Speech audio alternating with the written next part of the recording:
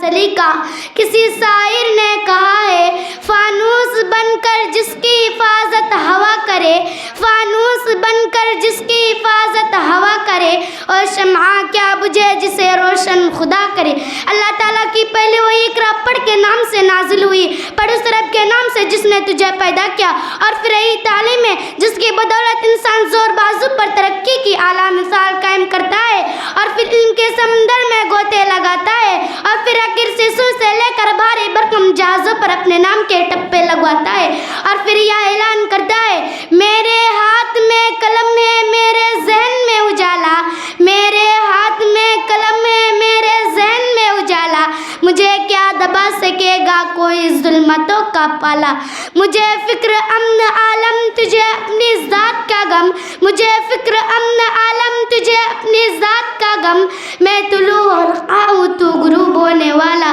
کیونکہ تعلیم ہی سکھاتی ہے جینے کا سلیقہ۔ جناب صدر تعلیم مبر تعمیر و ترقی ہے جو کسی بھی قوم کو سیاسی، سماجی، معاشی، تہذیبی، تمدنی اقدار سے آگاہ کرتی ہے اور کسی بھی قوم کو جذبہ حرارت بھر دیتی ہے، کیونکہ تعلیم ہی سکھاتی ہے جینے کا سلیقہ۔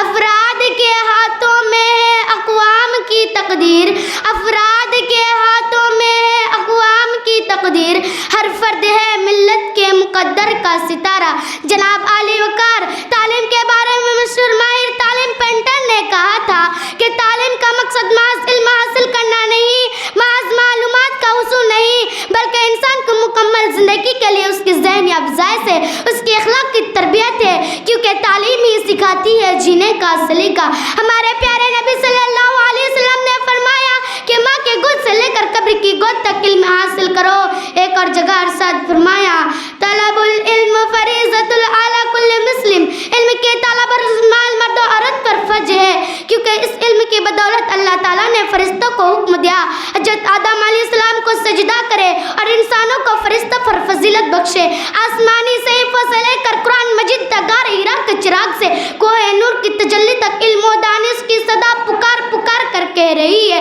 کہ تعلیم ہی سکھاتی ہے جینے کا سلیقہ۔ دل سے جو بات نکلتی ہے اثر رکھتی ہے، دل سے جو بات نکلتی ہے اثر رکھتی ہے، پر نہیں طاقت پرواز مگر رکھتی ہے۔ السلام علیکم ورحمۃ اللہ وبرکاتہ۔